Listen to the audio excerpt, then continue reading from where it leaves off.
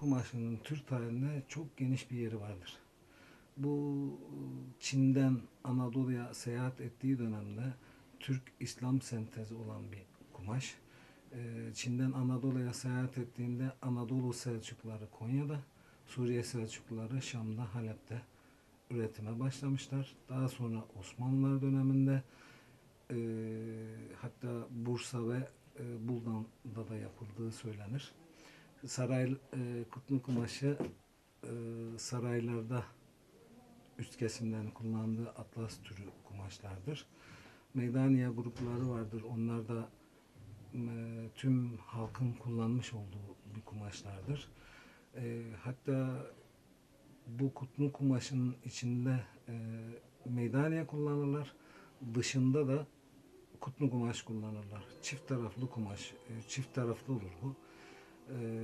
Mesela evde hanım işini yaptığı yerde meydaniye tarafını kullanır.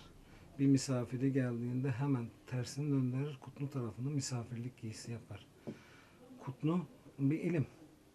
Bu ilmi de ilim demekten meşale demek. Meşaleyi kim elinde tutarsa bu devam eder.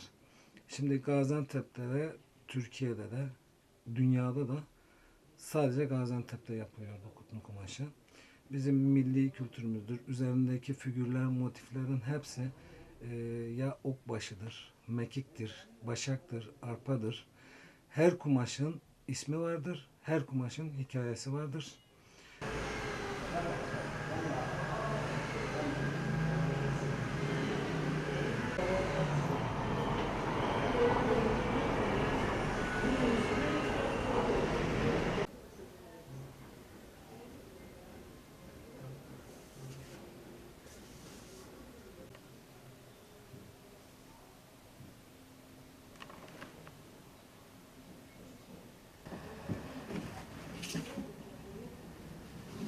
Açmıyor.